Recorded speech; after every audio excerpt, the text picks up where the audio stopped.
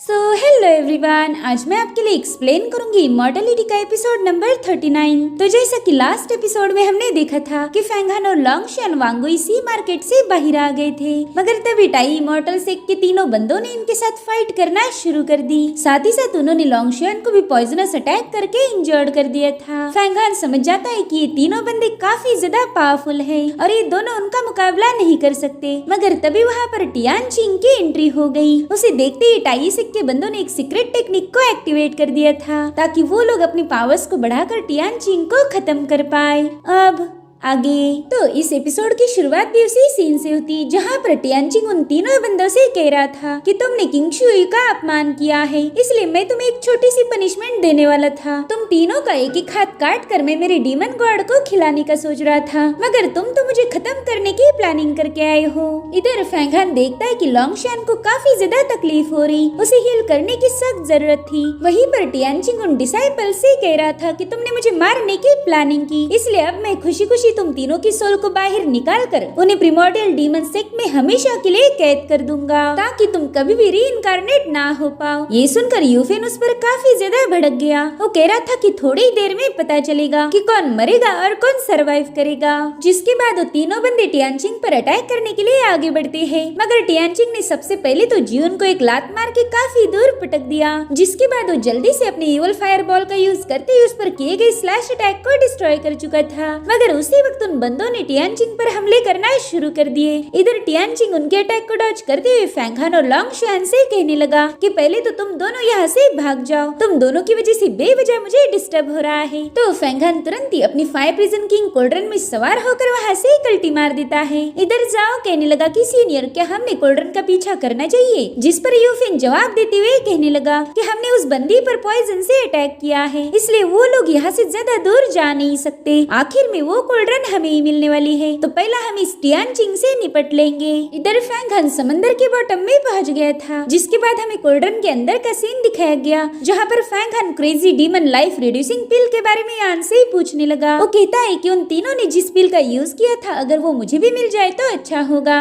At least मैं life and death situation में उसका यूज कर पाऊंगा। जिस पर यान उसे जवाब देते हुए बताने लगा कि वो पिल बहुत ज्यादा आक्रामक एनर्जी को पजेस करती है, उसे कंज्यूम करने से तुम अपनी पावर्स को 10 गुना ज्यादा बढ़ा पाओगे, मगर उसे लेने के बाद तुम्हें उतना ही बड़ा नुकसान उठाना होगा, क्योंकि वो बॉडी को डैमेज करके लगभग 100 सालों तक के लाइफ स्पैन को कम कर देगी। यान उसे ये सब बता ही रहा था और मीनवाइल हमें टियानचिंग की फाइट दिखाई गई। उसने यूफेन के अटैक को तो रोक दिया, मगर तभी जाओ उस पर एक जोरदार पंच हिट कर देता है। इधर फैंगहान और लॉन्गशन कोल्ड्रन को चैनल करते हुए काफी दूर आ चुके थे। यान उससे कहने लगा कि भले ही वो बंदे थोड़ी देर के लिए काफी ज्यादा पावरफुल बन गए हैं, मगर वही पिल उनकी जान भी ले सकती। तो बताओ फैंगहान, क्या तुम्हें अभी भी वो पिल चाहिए? जिस पर फैंगहान कहने लगा कि अगर वो पिल इतनी खतरनाक हो के भी उन लोगों ने उसे कंज्यूम किया है, तो इसका सीधा मतलब ये है कि वो तीनों भी टियानचिंग को मारने के लिए काफी ज्यादा डेस्परेट है। मगर एक कल्टीवेटर के लिए इतनी जल्दबाजी दिखाना बिल्कुल भी सही नहीं होता। और तभी लॉन्गशन को काफी ज्यादा तकलीफ होने लगी, तो फैंगहान तुरंत ही उसे चेक करने चला गया। वो देख पाता है कि लॉन्गशन की बॉडी से पॉइजनस ऑरा रिलीज हो रही है, साथ ही वो दर्द के मारे जोर जोर से चीख रही थी।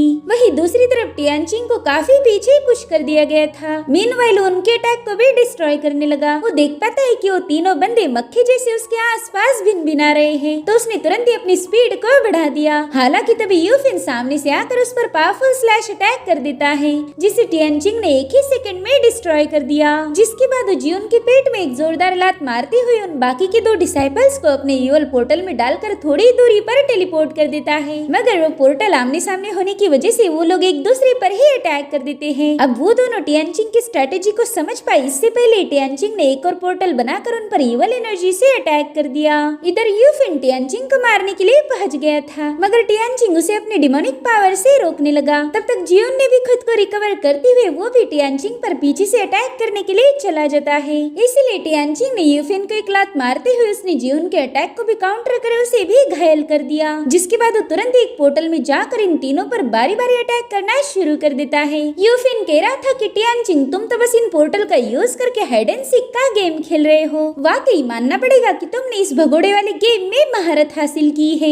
इधर टियानचिंग ने वहाँ पर कई सारे पोर्टल्स बना लिए थे। वहीं पर जियोन टियानचिंग से कहने लगा कि चाहे तुम कितनी भी कोशिश क्यों न करो, तुम उन युवा सेक्टिव नमूनों को बचा नहीं पाओगे, क्योंकि उस लॉन्गशान पर तो मेरे सीनियर ने पॉइजन से अटैक किया है। साथ ही साथ जाओ भी टियानचिंग को धमकाने लगा कि वो लोग हमारा शिकार थे, मगर तुमने टाई सेक के मिशन में टांग अड़ाई है। क्या तुम्हें इसका अंजाम पता नहीं है? और तभी जवाब की तौर पर टियानचिंग की आवाज उस पूरी जगह पर गूंजने लगी। वो कह रहा था कि तुम्हारे जैसे दो कौड़ी के लल्लू मुझे क्या ही अंजाम की बातें सुनाकर पका रहे हैं। और अब टियानचिंग ने बड़ी ही स्टाइल के साथ उन सभी पोर्टल में से अपनी एनर्जी को रिलीज करना शुरू कर दिया, मगर इन लोगों ने समय रहते अपने आसपास एक शील्ड बना ली थी। हालांकि उस शील्ड के होते हुए भी टियानचिंग इन लोगों पर भारी पड़ गया था। वहीं दूसरी तरफ फैंग हान अपनी पावर्स का यूज करते हुए लॉन्गशान को हील करने की कोशिश कर रहा था, मगर लॉन्गशान का पॉइजन बिल्कुल भी कम नहीं होता, जो देखकर यान फैंग हान को समझाने लगा कि ऐसे अपनी बेवजह एनर्जी जाया करने का कोई फायदा नहीं है। जब तक लॉन्गशान को इस पॉइजन का एंटीडोट नहीं मिलेगा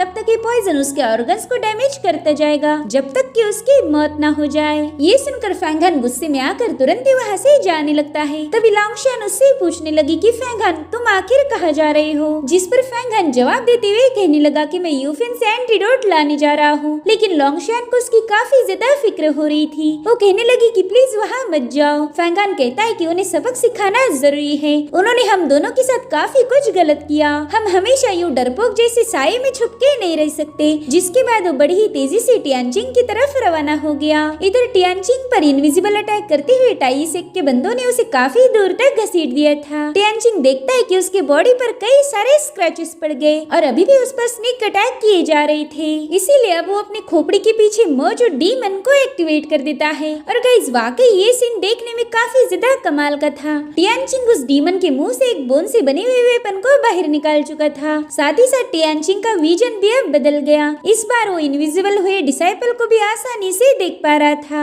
जिसके बाद उसने इन तीनों के अटैक को एक ही साथ काउंटर करते हुए अपने डिमोनिक लोटस को समन कर लिया, जिसमें बेशुमार ताकत थी। वहीं पर यूफिन भी अपने एक ट्रेजर को एक्टिवेट कर देता है, जिसे विंड एंड फायर व्हील भी कहा जाता था। अब उसी की मदद से ये लोग टियानचिंग के किए हुए स्कल अटैक को डिस्ट्रॉय करने लगे। साथ ही साथ उन्होंने बहुत ही पावरफुल डैगर्स को भी समन कर लिया था, जो कि बड़ी तेजी से जाकर टियानचिंग पर हिट होने लगी। वो उन डैगर से निपटने में बिजी था कि तब तक ये तीनों बंदे उस पर अटैक करने आ जाते हैं, मगर टियानचिंग ने अपने बोन विप का यूज करते हुए एक ही झटके में उन तीनों को दूर फेंक दिया। तो उन लोगों ने एक बार फिर से अपने डैगर उसकी तरफ थ्रो कर दिए, मगर तब तक टियानचिंग ने अपनी इवल एनर्जी का यूज करते उन डैगर्स को हवा में ही रोक दिया था। और अब उन सारे डैगर्स को अपने इवल फ्लावर में कलेक्ट कर लेता है। अब टियानचिंग उस डैगर से भरे फ्लावर को एक बॉल में बदलकर उन्हीं लोगों पर थ्रो कर देता है, जिससे वहाँ पर एक बहुत बड़ा धमाका हो चुका था। साथ ही साथ उसने अपने आसपास मल्टीपल लोटस फ्लावर भी खिला दिए, जिनका यूज करते हुए टियानचिंग ने उन तीनों पर अटैक करना शुरू कर दिए थे। हालांकि ये लोग विंड एंड फायर व्हील का यूज करते हुए उस लोटस के अटैक को काउंटर कर लेते हैं और एक बार फिर से उन्होंने टियानचिंग के साथ फाइट करना शुरू कर दी। मीनवाइल जाओ टियानचिंग के लोटस ट्रैप में फंस जाता है, तो उन सभी लोटस ने उस पर इस कदर बिजलियां गिराना शुरू की कि जाओ की हालत खराब हो गई थी। वहीं पर टियानचिंग ने अपनी सोड को जमीन में धंसाते हुए वहाँ पर बोन का एक स्ट्रक्चर एक्टिवेट किया, जो कि दिखने में बोन से बने टेंटिकल जैसा था। तो अब उसे डिस्ट्रॉय करने के लिए जाओ ने विंड एंड फायर को अपने एक्सट्रीम पावर का यूज करने की कमांड दी। इधर ये दोनों लोग टियानचिंग पर अपने मैजिकल डैगर का यूज करते हुए अटैक कर रहे थे, मगर वहाँ मौजूद बोन का स्ट्रक्चर उनके किए गए हर एक अटैक से टियानचिंग को प्रोटेक्ट करता है। मगर यूफिन उसी बोन स्ट्रक्चर में से एक रास्ता ढूंढ कर सीधे टियानचिंग पर अटैक करने के लिए पहुंच गया। हालांकि उसकी ये चाल भी फेल हो गई थी, क्योंकि टियानचिंग ने उल्टा उसे उठाकर दूर फेंक दिया था और उतने में ही जाओ का प्लान काम कर जाता है। वहाँ मौजूद व्हील अपने एक्सट्रीम थंडर का यूज करते हुए टियानचिंग के बोन शील्ड को एक ही झटके में डिस्ट्रॉय कर देता है। साथ ही साथ टियानचिंग भी उस थंडर की चपेट में आ गया था, जिसके चलते टियानचिंग काफी ज्यादा भड़क गया। वो गुस्से में कहने लगा कि तुम्हारी इतनी औकात नहीं कि तुम थंडर और लाइटनिंग को समन करो। जिसके बाद वो सीधे जाकर विंड एंड फायर व्हील को एक ही स्लैश में डिस्ट्रॉय कर देता है। उस ट्रेजर के डिस्ट्रॉय होने की वजह से जाओ भी बुरी तरह से घायल हो गया था। इधर टियानचिंग के जमीन पर आते यूफिन ने एक पिल का यूज करते हुए टियानचिंग पर स्नेक अटैक अटैक कर दिया। वो हमला इतना ज्यादा पावरफुल था कि जिससे वो पूरी जगह एनर्जी से भर गई। साथ ही वहाँ पर बहुत बड़ा धमाका हो चुका था।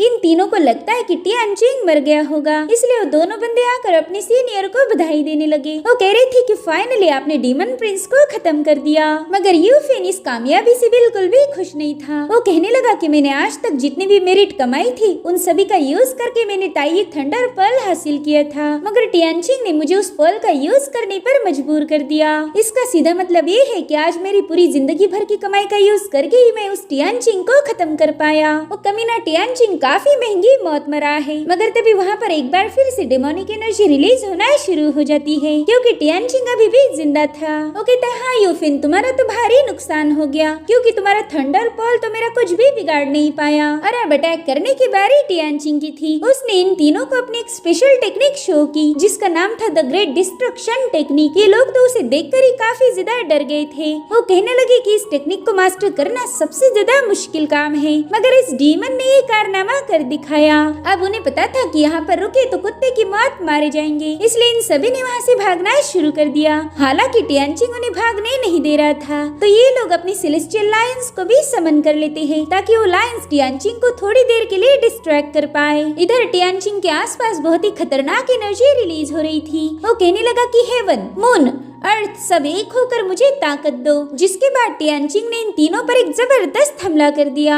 ये तीनों तो अपनी पावर को बूस्ट करने के बावजूद भी उस अटैक को रोक नहीं पाते। टियानचिंग ने इन तीनों को बहुत ही खतरनाक तरीके से डोमिनेट करना शुरू कर दिया था। ये तीनों अब तक समझ गए थे कि उन्होंने टियानचिंग से पंगे लेकर काफी बड़ी गलती की है, और अब इन पर टियानचिंग की डिस्ट्रक्शन एनर्जी का एक सीधा अटैक हो गया था। मगर टियानचिंग उन्हें खत्म कर पाई इससे पहले वो लोग फ्लाइंग हेवन एस्केपिंग टैलिस्मान का यूज करते हुए वहाँ से गायब हो गए। टियानचिंग उस टैलिस्मान को देखकर हंसते हुए कहने लगा कि तुम तीनों भाग भाग के कहाँ जाओगे? अब तो तुम मेरी हिट लिस्ट के टॉप पर आ गए हो। आज नहीं तो कल तुम लोग जरूर से अपने कर्मा को फेस करोगे। इस दुनिया की सबसे खतरनाक चीज है टियानचिंग से दुश्मनी, जो कि तुमने ऑलरेडी उठा ली है, तो अब इस गलती की सजा भी तुम्हें जरूर मिलेगी। इधर ये तीनों एस्केप टैलिस्मान का यूज करके काफी दूर आ गए थे। यूफिन को तो अपनी हार बर्दाश्त ही नहीं हो रही थी। ये तीन लोग होकर भी उस अकेले बंदे को हरा नहीं पाए। साथ ही साथ इनका साथी जाओ टियानचिंग के थंडर अटैक से बुरी तरह से जल गया था। वो कहने लगा, सीनियर, मुझे काफी ज्यादा तकलीफ हो रही है, प्लीज मेरी मदद कीजिए। मगर यूफिन उस पर कोई ध्यान नहीं देता।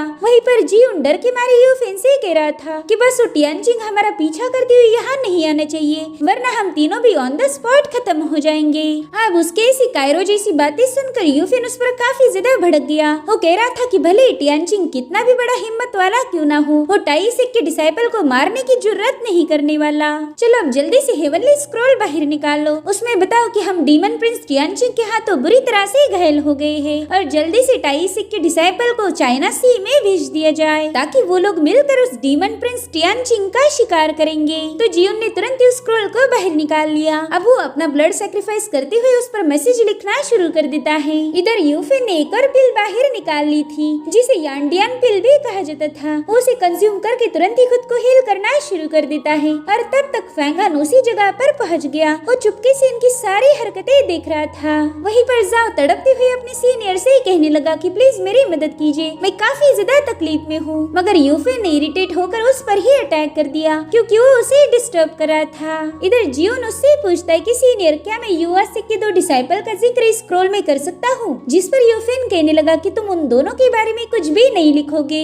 अगर लोगों को ये बात पता चली कि हमारे घायल होने के पीछे युवासिक के डिसाइपल से, तो हमारे टाइसिक की इज्जत मिट्टी में मिल जाएगी। इसलिए तुम उन दोनों का जिक्र बिल्कुल नहीं करोगे। उसमें बस इतना लिखो कि जब हम साउथ चाइना सी पर थे, तभी टियानचिंग ने जानबूझकर हम पर अटैक कर दिया। उसके स्नीक अटैक की वजह से हम बुरी तरह से घायल हो गए। और रही बात उस फैंगान और उसके दोस्तों की, तो बस एक बार मुझे हील होने दो, फिर देखना मैं उनका क्या हशर करूंगा। अब तो उन लोगों के साथ साथ उस किंग शुई को भी मरना होगा। इधर फैंगान उनकी बातें सुनकर सोच रहा था कि ये लोग सिर्फ नाम के लिए ह्यूमन है, इनकी हरकतें तो किसी डीमन से भी गई गुजरी है। इन लोगों से ज्यादा इंसानियत तो उस टियानचिंग में है। इधर यूफिन कह रहा था कि फैंगान को जिंदा नहीं छोड़ सकते। अगर हमने उसे ऐसे ही जाने दिया तो आगे चल के हमारे लिए बहुत बड़ा खतरा साबित होगा। इसीलिए हम उस पर डिमोनिक कल्टिवेटर होने का इल्जाम लगाकर उसे खत्म कर देंगे। इधर जियोन ने अपने स्क्रॉल में सारा मैसेज लिखकर टाइसिक के लिए भेज दिया, जिसके बाद वो कहने लगा कि जैसे ये पैगाम हमारे सीनियर्स को मिलेगा, वो तुरंत ही हमारी मदद करने के लिए यहाँ आ जाए। जाएंगे।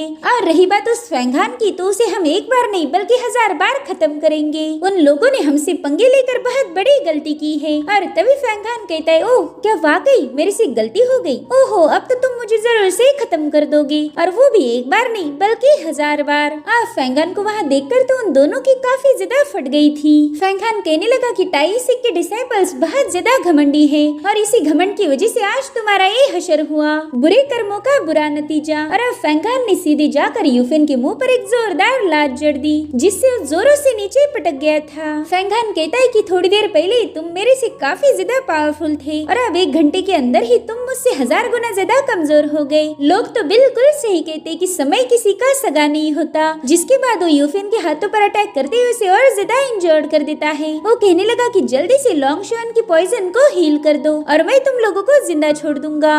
फैंगहान को बातों में बिजी देखकर जियोन ने तुरंत ही उस पर स्नेक अटैक कर दिया, मगर फैंगहान बिना देखे उसके अटैक को डिस्ट्रॉय कर देता है। जियोन कहने लगा कि फैंगहान, शायद तुम भूल रहे हो कि हम टाइसिक के ट्रू डिसाइपल्स हैं। अगर तुमने हमारी इंसल्ट की तो तुम और तुम्हारी ट्रूइसेस दोनों को भी डिस्ट्रॉय कर दिया जाएगा। हमारे लोग तुम्हें जलाकर राख कर देंगे। जिस पर फैंगहान कह रहा था कि तुम्हारे जैसे बकवास लोगों के मुंह से इंसल्ट की बातें अच्छी नहीं लगती। खैर, अगर तुम नहीं चाहते हो कि मैं तुम्हारी इंसल्ट करूँ तो ठीक है, मैं तुम्हारी बात मान जाता हूँ। अभी अभी तुमने हेवनली स्क्रॉल सेंड किया था, जिसमें तुमने मेरा नाम नहीं लिखा। क्यों, सही कहा ना मैंने? तो अगर मैं अभी इसी वक्त तुम्हें खत्म कर दूं तो किसी को पता नहीं चलेगा कि मैंने ही तुम लोगों को मारा था। जिसके बाद फैंगहान तुरंत ही अपनी डीमन ब्लेड को समन करते हुए जियोन के आर पार घुसा देता है, जिसके चलते वो बुरी तरह से घायल होकर उसकी वहीं पर मौत हो गई। ये देखकर तो यूफेन फैंगहान से कहने लगा कि तुमने अब नई जंग की शुरुआत की है, हमारा टाइसिक तुम्हें जिंदा नहीं छोड़ेगा। ये सुनकर फैंगहान ने तुरंत ही उसके मुंह पर लात मार के अपनी सोड को समन कर लिया। वो कहने लगा, यूफेन जल्दी से वो एंटीडोट मेरे हवाले कर दो, वरना मैं तुम्हें भी जियोन के पास पहुंचा दूंगा। जिस पर यूफेन तेवर दिखाते हुए कहने लगा कि पता नहीं तुम खुद को क्या समझते हो, बस एक बात याद रखो, अगर तुमने मुझे मारा तो मैं तुम्हें भी अपने साथ ले जाऊंगा। ये सुनकर फैंगहान ने गुस्से में आकर उसमें भी अपनी तलवार आर पार कर दी। साथ ही साथ हम देख पाते हैं कि जाओ इतना जला हुआ होकर भी अभी तक जिंदा था, तो फैंगहान उसे भी अपनी नीडल से निपटा देता है। जिसके बाद वो मरे हुए यूफेन से कह रहा था कि अगर तुम मुझे एंटीडोट नहीं दोगी तो क्या हुआ, वो तो मैं तुम्हें खत्म करके भी ढूंढ सकता था, मगर तुम बेवकूफ इंसान अपने खोखले एटीट्यूड के चलते मारे गए। वही दूसरी तरफ हम शाओलिंग को देखते हैं, जिसे होंगी की सोड एनर्जी ने जगा दिया था। वो देख पाती है कि उसके हाथों में एक रेड स्ट्रिंग बंधी हुई है, तो शाओलिंग उस स्ट्रिंग को फॉलो करते हुए बाहर आ गई। वहाँ पर काफी तेज हवाएं बह रही थी, और उसी वक्त शाओलिंग को होंगी की आवाज आई, जो कि फैंगहान को बड़े ही प्यार से पुकार रही थी। एंड इसी के साथ एपिसोड यहीं पर एंड हो जाता है। Thank you so much for watching. Bye bye, take care.